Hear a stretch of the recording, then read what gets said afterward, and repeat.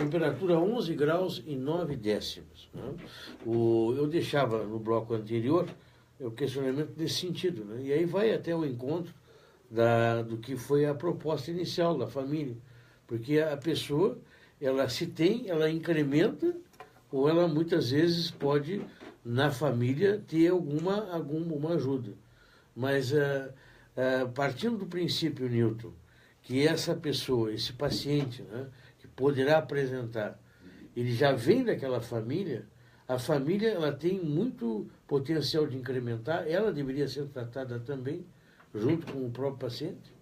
Bom, vai depender da família, da saúde mental da família, da capacidade de insight ou de consciência que essa família tem, da dinâmica da família e tudo mais. Se algumas doenças têm um certo caráter transgeracional, digamos assim, são transmitidas de geração em geração, ou genética, e isso faz com que algumas famílias devessem ter uma certa atenção, um certo olhar crítico, digamos assim, no bom sentido da palavra, para a saúde mental dos seus membros. Então, famílias que têm vários membros esquizofrênicos, psicóticos, em diferentes gerações, devem prestar um pouquinho mais de atenção.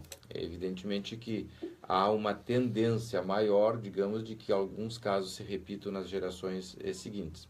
Nesse caso, existe a propensão, existe a possibilidade. Evidentemente que essa família deveria ter um cuidado um pouquinho maior que as demais,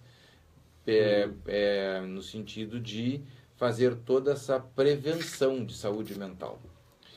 Hoje, o que se preconiza em termos de psicanálise para as pessoas mais abertas, mais ligadas e tudo mais? É que no mínimo, se faça uma revisão das crianças, assim como as crianças pequenininhas, com 2, 3 aninhos de idade, vão ao dentista, vão ao pediatra sistematicamente, mesmo que não estejam doentes, só para fazer uma revisão clínica. Também se sugere que essas famílias submetam os seus filhos pequenininhos a um exame psicológico, de a cada 2, 3 anos, na medida em que vai evoluindo, vai trocando de fase essa criança, que se faça um exame com um profissional especializado em criança. Por quê? Porque um psicodiagnóstico feito a cada 3, 4 anos, ou 2, 3 anos, de acordo com a família, vai permitir que se diagnostique determinadas tendências e pequenos sintomas que tem que ver com nascimento de irmãos, mudança de casa, troca de fase, que vai minando o psiquismo dessa criança lenta e progressivamente. Então isso gera gera algumas ferramentas que permitem que, através do diagnóstico precoce, se consiga resolver coisas de uma maneira muito fácil e se evita todo um transtorno ao longo da vida. Na prática, o que acontece, historicamente, é que as pessoas não dão bola para o emocional. Como o emocional não pode ser radiografado, não pode aparecer no exame de sangue, não pode ser palpado, percutido, examinado, auscultado, que são os métodos da medicina tradicional, os indivíduos acham que ele não existe. Na verdade, ele existe. Por ser abandonado, ele fica totalmente livre para se manifestar da maneira que nós vemos na prática. Sim. As pessoas mais avisadas, mais ligadas, mais antenadas, começam a procurar, ou pelo menos rastrear algumas coisas precocemente nas crianças. O Newton, terapia de grupo, né? Ou dinâmica de grupo, não seria algo para dentro de uma família, né, que tenha esse tipo de situação recomendável? A terapia de família, de casal, de família, com um ou mais membros da família, ela está indicada quando existem transtornos nos vínculos. Ou seja, quando há grandes brigas, grandes entendimentos, grandes dificuldades dos membros da família se entenderem, aí se indica a terapia de família para que um profissional com conhecimento mais profundo nessa área possa ir apontando o que é de cada um, para que as pessoas depois separadamente possam pensar ou em tratamento individual ou isoladamente possam pensar no que é delas e o que é dos outros. No que é dela, o que é dos outros da família. Por exemplo, quando surgem grandes confusões familiares, então alguém vai dizer, não, essa confusão tem que ver com esse aspecto é teu, esse aspecto é do fulaninho, do beltraninho. Então cada um vai pensar sobre o seu e aliviar o ambiente. A gente às vezes vai pegando exemplos vários, né? E até o ouvinte também, se quiser participar, para nós é uma satisfação. Né? Mas tu fica à mercê da minha forma de raciocínio, nas minhas perguntas. Né? Às vezes pode não ser o que o nosso ouvinte queira, mas me ocorre dizer assim, Nilton. Por exemplo, quando tu tens um arquiteto, né, construindo uma casa para uma família, bota homem, mulher e a família para dar palpite na casa, dá encrenca às vezes. Né? Quase o arquiteto ele não tem a habilidade do psicanalista. Nem a função dele. E não é a função dele. E a construção da casa é um exemplo, né, que as pessoas colocam as suas heranças, né, junto. Um debate de heranças de construções interiores. Né? A construção da casa é um bom exemplo, porque uma boa maioria dos casais se separa depois da casa, durante a construção da casa ou depois da casa. E é muito comum que nós tenhamos pacientes que vêm desse tipo de conflitiva. Por que a casa é tremendamente angustiante para as pessoas? Porque a casa está associada com a gravidez.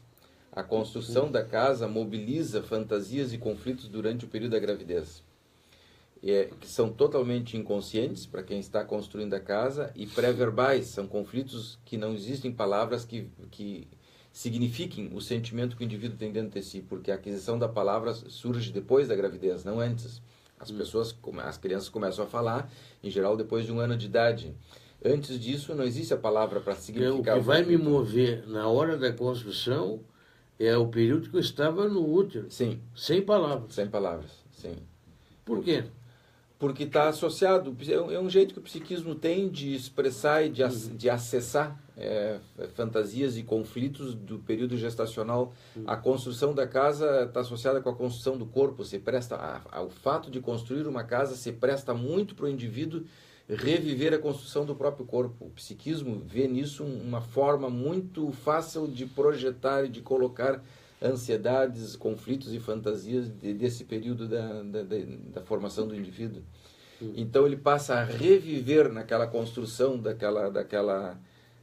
daquele prédio situações conflitivas boas e ruins. Tem gente que curte, que passa bem, e tem momentos que o indivíduo passa terrivelmente mal. Como cada um tem as suas vivências, e não são vivências conscientes, são totalmente inconscientes, ele passa a dizer e desejar e se sentir perseguido e ameaçado. Suponhamos que a mãe fosse fumante. Sim. Que a gestante fosse fumante. E que a nicotina e o tabaco e o alcatrão, para dizer 3 substâncias, são mais de 4.000 substâncias que entram na corrente circulatória quando o indivíduo fuma. Mas vamos falar só em nicotina, alcatrão, e entra dentro da corrente circulatória e aquela substância provoca uma série de sensações dentro do fetinho. Diminui a oxigenação, diminui o tamanho da placenta. Quando ele nasce, ele tem pavor de fumaça. Digamos que não seja tão direto assim. Uma situação que asfixie, digamos assim, que pode ser a situação econômica, ou a situação da pressa, ou a situação de reviver aquilo na medida que as paredes vão se levantando e ele começa a associar aquilo a nível totalmente inconsciente. Estou usando, claro, é só um recorte de toda uma complexidade imensa. A nicotina, por exemplo, o alcatrão. Suponhamos que aquela pessoa se sinta asfixiada porque sente que não vai conseguir vencer, ou que em 9 meses não vai conseguir terminar a casa, ou em 10 meses, e aqueles 10 meses, ou 1 ano, 2 ou 3, está associado com os 9 meses da gestação, que de repente vai ter que sair para fora e não sabe se vai conseguir vencer, se vai conseguir ser... E aí começa a se angustiar, e a angústia é o que gera o mal-estar no casal. Então o casal passa a brigar por bobagens, por coisas do cotidiano que em outras condições teria suficiente capacidade de resolver e equacionar, e agora uma janela, uma parede, uma porta, um jardim passa a ser um transtorno horroroso, e é só um jardim, só uma porta, nada mais do que isso. Mas para aquele indivíduo não é um jardim, uma porta, pode ser uma cavidade intracardíaca, uma comunicação intraventricular que o coraçãozinho do fetinho tem ali, que tem que fechar antes dos 9 meses, porque se não fechar morre. Então, Sim, a construção dele próprio. Aí tá. Mas, de qualquer forma, essa construção dele próprio, Nilton, ela está bastante dialogada com a própria mãe. De certa maneira, embora não tenha verbal, né, tenha um diálogo, né, entre, acredito que possa ter, né, um diálogo entre o cérebro do bebê e a própria mãe, né? Conhecendo um pouco da própria mãe, não se conhece um pouco do feto? Eu não entendi o teu raciocínio. Eu digo, quando falasse que o diálogo não é verbal. Ele não é verbal, né, é quase como um inconsciente, né, Nilton? Não, mas depende da mãe. Tem pais, vou incluir o pai. Tem pais, casal de pais, que durante o período gestacional estão hiperconectados com o fetinho, que conversam, que passam a mão. O dialogar com o feto, sim, né, embora ele não conheça a palavra, é a sensação. Ele não descodifica o sentido da palavra, ele não descodifica a palavra, mas sim o sentido da palavra. O tom afetivo com que se fala, a intenção que se coloca na palavra. Além do mais, alguns autores defendem a ideia de que no período fetal existe uma espécie de comunicação de inconsciente para inconsciente. O inconsciente do fetinho teria acesso ao inconsciente da mãe. Então, os pensamentos que vão dos pais, né, das pessoas da casa, a rigor, os pensamentos que vão se processando inconscientemente dentro da cabeça da mãe, o fetinho teria acesso a isso. Algumas pessoas, inclusive, dizem que seria resquício da história da humanidade, que em algum momento os nossos pré-humanos se comunicavam ou se comunicaram de inconsciente para inconsciente, algo parecido com a telepatia. Depois, com a aquisição da palavra, isso ficou atrofiado e se perdeu porque não havia mais a necessidade. A palavra foi mais eficiente em termos de comunicação, mas que o embriãozinho ou o fetinho, antes da aquisição da palavra, teria essa habilidade. Existem alguns trabalhos que falam disso. De qualquer maneira, se os pais se conectam com os filhos e vão reconhecendo que aquela criança que está dentro do útero materno tem vida própria, que tem psiquismo próprio, que é um ser que existe, que tem sentimentos, que se assusta, se angustia, que percebe determinadas coisas. Então os pais brigam, se dão socos, se dão coices na barriga, o pai que deseja matar a criança, projetos assim horrorosos que às vezes aparecem no ambiente da casa, muitas vezes essa criança tem a percepção disso. Então, agora, ao mesmo tempo ela tem a percepção, há o registro, mas ela não consegue expressar em palavras, porque ela não tem palavras para registrar, para expressar. Então, isso vai aparecer através dos sentimentos. A casa, voltando à tua questão, é uma das formas que as pessoas têm de expressarem coisas muito primitivas sem palavras. Mas surge o afeto, surge a angústia, a briga, o desespero, numa situação absolutamente normal, digamos assim, incontrolável. O indivíduo está fazendo a casa porque quer, fez o projeto, separou o dinheiro, está curtindo, deveria curtir, e no entanto aquilo se transforma num pavor. De que pavor nós estamos falando? Da casa? Tem uma construtora, tem um arquiteto, tem um projeto, tem dinheiro. Sim, não, mas é interessante que é difícil uma pessoa não ter como uma das metas de vida construir a própria casa. É difícil. A pessoa não quer construir casa. É raro. Normalmente a pessoa quer construir a casa. Você pode não ter condições, mas sonha um dia ter a sua própria casa ou construir de acordo com aquilo que ele pensava. Economicamente é um péssimo negócio. Qualquer um que faz conta sabe que se tu pegares R$1 milhão e aplicares, por pior que seja a aplicação, paga o aluguel e o condomínio e sobra dinheiro. E tu fica com aquele dinheiro, ou tu fica com aquele dinheiro livre para trabalhar numa outra coisa e ganhar geral o aluguel e o condomínio e sobra. É um péssimo negócio, mas todo mundo tem um pouco essa ideia de que tem que ter seu ninho próprio, né? Sua casa própria.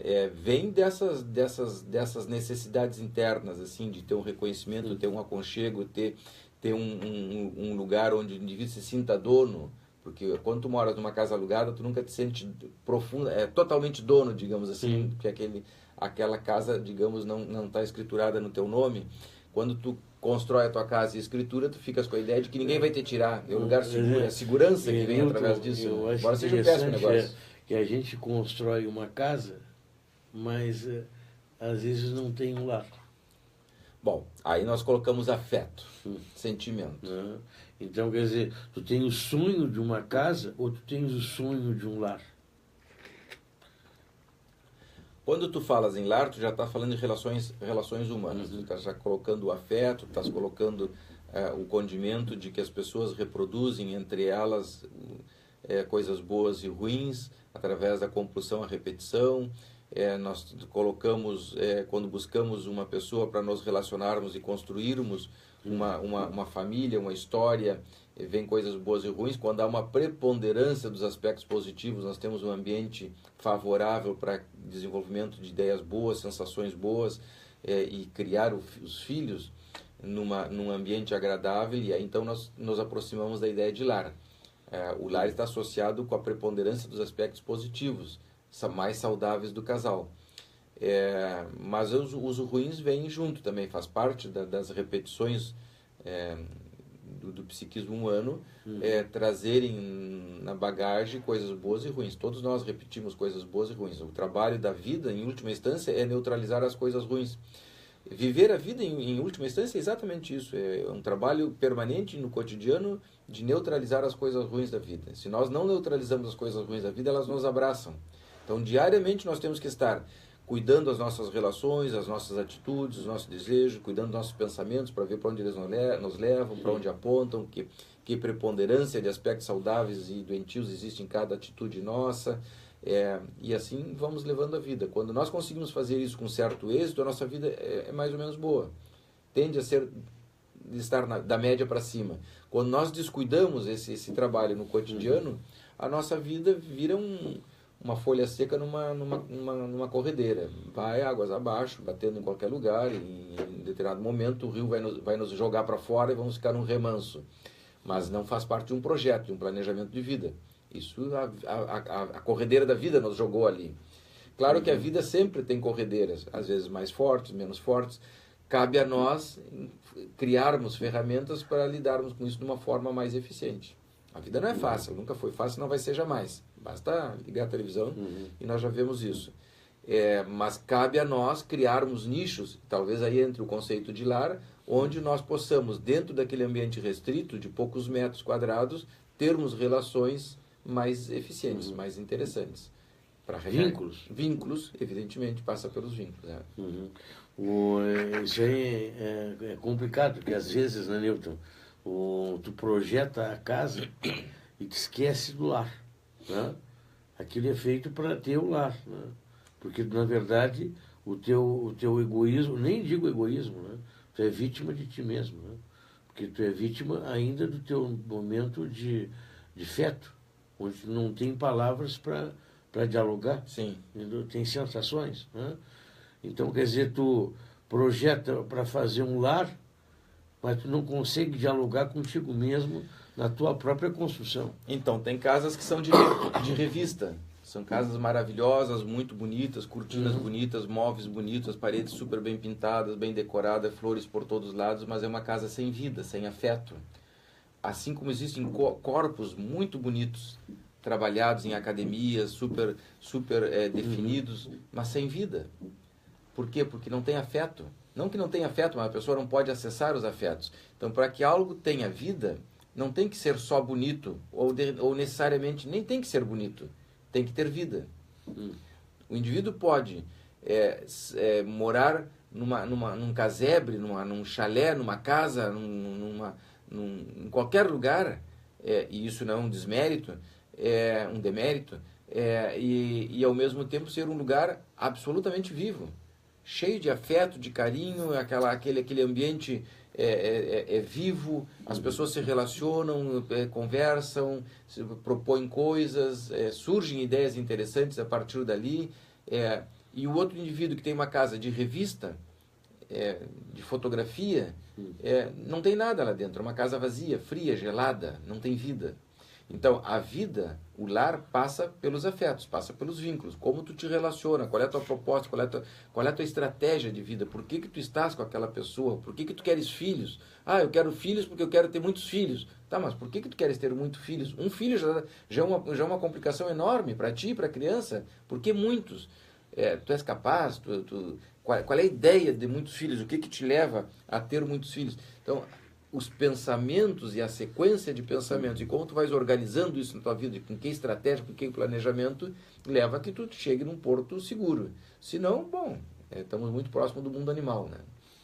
Que é o que a maioria das pessoas faz. Vivem um pouco, com todo respeito, como animais, né? Basta nós olharmos a história da humanidade. Quanto mais a gente imagina que nós estamos evoluindo, né? Muitas vezes nós nos comportamos com algumas facetas assim animalescas, né? E a gente vê no mundo de hoje, Newton, claro que não, às vezes não é próximo a nós, mas nos veículos de comunicação, de uma forma geral, comportamentos bizarros de pessoas que nem parece que é animal, porque nem o animal faz, né? Então, ao mesmo tempo que nós achamos que estamos num ritmo de evolução, e aí a pergunta, o que é evolução? Né? Quando é que o homem evolui? É uma boa pergunta. Né? Porque quão evoluídos somos. A inteligência é evolução? As pessoas confundem desenvolvimento tecnológico com evolução. Nós, tecnologicamente, desenvolvemos muito, porque somos inteligentes. Mas, para sermos humanos, acho que é até uma injustiça usar essa palavra. Nós não somos humanos. Não somos. Nós somos longe ainda. Muito longe. Nem saberia dizer o que seria um humano. Basta ligar a televisão. Basta olhar a Síria, o Iraque. Não, nem precisa mais, aqui mesmo. Bom, vamos a Brasília. Vamos aqui ser um mesmo, pouquinho mais não direto. precisamos ir longe. Tá bem. Então, isso é humano? Não é humano. É muito mais animalesco. Então, nós estamos muito mais próximos do mundo animal do que do mundo supostamente humano. Mas aí entram os mecanismos de defesa. Visto que nós falávamos no início do programa, nós racionalmente, intelectualmente, dizemos, não, nós somos humanos porque nós somos inteligentes, temos a capacidade de construir coisas interessantes, nós não superamos o mundo animal, nós nos impomos sobre as demais espécies, isso nos faz humanos. Por que mesmo que nós estamos falando disso? De que humanidade nós estamos falando? Então, mas aí são mecanismos racionais que o indivíduo utiliza em defesa própria, para não ter que parar, fechar para balanço e se perguntar, bom, mas eu trato a minha mulher direitinho? A relação que eu tenho com a minha mulher é humana? Meus filhos... Eu vou colocar para depois do intervalo, né?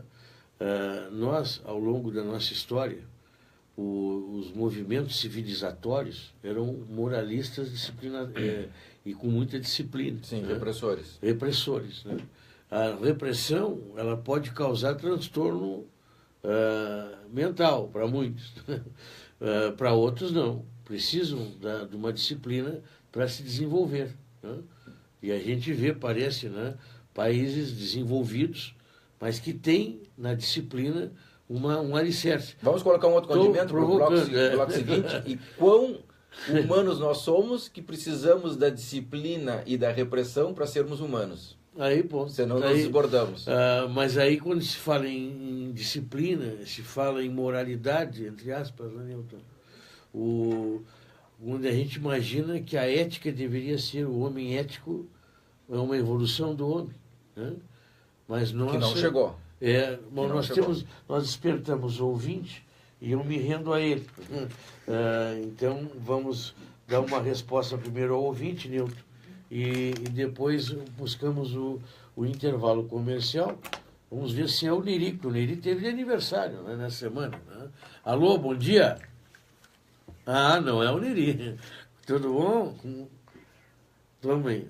Sim.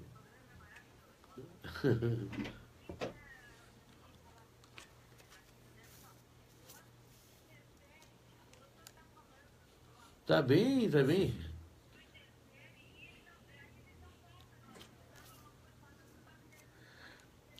Tá. Qual foi a que a senhora estava interessada? Qual foi o ponto?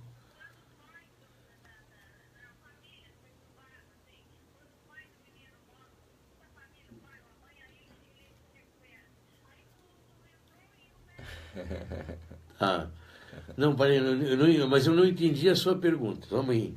Quando o pai da família morreu... Eu entendi, eu respondo. Tá.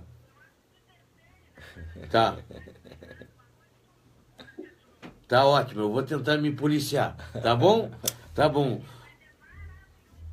Ótimo. Tá ótimo. Obrigado pela sua participação. Tá aí, eu acho que respondemos primeiro ela, Nilton, depois vamos ao intervalo. Então, a ouvinte, para as pessoas em casa no Facebook que não têm acesso à pergunta do ouvinte, em algum momento nós vamos ter que resolver isso, Leandro. A ouvinte perguntava, voltava ao tema. E ela me fez uma crítica carinhosa, né? Vamos dizer assim, porque eu acho que quando é bom a gente ter respeito à crítica, né, Nilton? É verdade. Mas ela fez uma crítica, claro que às vezes eu vou para um outro caminho e a gente perde aquele ponto, né, Nilton? Bom, mas é uma maneira de... De repente ela tem as pessoas em casa, talvez seja uma forma de corrigir um pouquinho isso, lembra que nós precisamos ir conversando, as pessoas em casa que sintam, que não se sintam, que tem a sensação de que alguma coisa ficou no caminho, não foi bem respondida, claro. E façam como ela fez agora, que liguem e sugiram, claro, retomamos o tema, ou hoje, ou num outro programa, e assim infinitamente, até resolver as coisas. A ouvinte nos questionava sobre o fato de que, em alguns casos, por exemplo, que uma pessoa surta, faz um surto psicótico, desenvolve uma doença psiquiátrica grave em determinado momento, e depois essa doença cursa durante um tempo, ainda medicada, e os sintomas persistem, e que quando morre um membro da família, pode acontecer de limpar o quadro, ou seja, desaparecem os sintomas e essa pessoa então deixa de ter aquela doença de forma manifesta. Ela pergunta, como é que se dá isso? Por que é isso?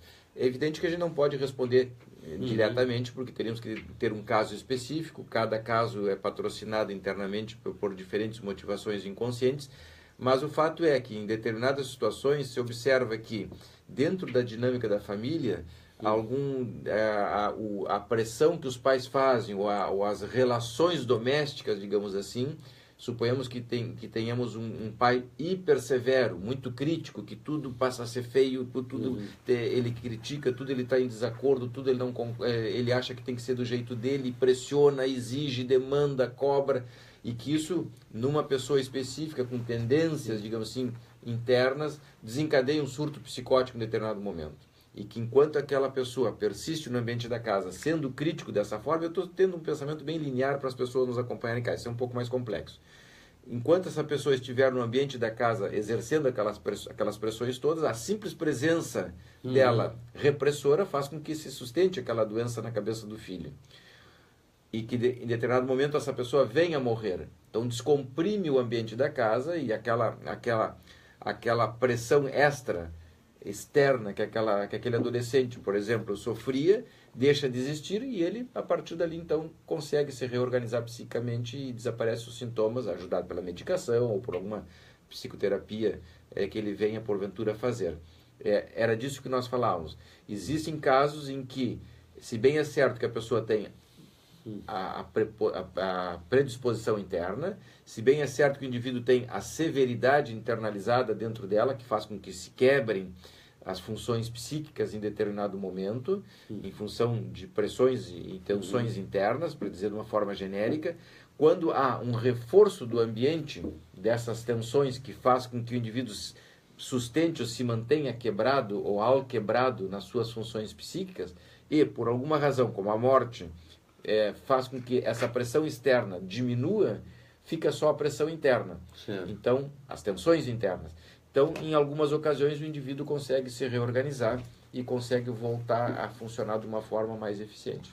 Mas, Nilton, de qualquer forma, na cabeça dele está registrado, né? Sim. Aquele período. Sim, com certeza o passado não se apaga. As lembranças dele com relação à linha paterna ou materna, aquele que foi o estupim, estarão presentes nele a vida inteira. E já é um psiquismo que tem uma certa dificuldade de entender as coisas como nós estamos entendendo agora. Uma pessoa, digamos, uma pessoa neurótica ou relativamente saudável, com uma neurose leve, poderia entender, olha, meu pai é muito severo, teve uma origem muito difícil, é produto de uma era, veio de uma família muito primitiva na forma de funcionar, com um psiquismo muito arcaico, muito severo, onde a moralidade passava a ser, como tu propuseste para o quadro seguinte, um organizador, um estruturante, digamos assim, das funções psíquicas. E, bom, o resultado é que é um homem muito duro. Não se enlouqueceu, mas se enrijeceu. E ser filho de um homem muito rígido passa um pouco por sofrer essas consequências todas. Uma pessoa mais saudável diria isso. Bom, o que eu tenho que fazer? Bom, primeiro eu tenho que tratar minha cabeça para não ser igual. Segundo, eu tenho que tomar uma certa distância ótima para que essas questões todas não me abalem tanto. Terceiro, não devo reproduzir isso com as pessoas da minha casa, já que se eu não achei legal que tenham sido assim comigo, não devo dar continuidade a esse mal, digamos assim, essa situação que eu considero ruim. Então o indivíduo tem que montar uma série de estratégias e se cuidar, se policiar e exercer uma certa vigilância permanente para que ele possa dar uma guinada no destino. Uma pessoa muito doente não tem a capacidade de exercer as funções da maneira como nós estamos fazendo agora.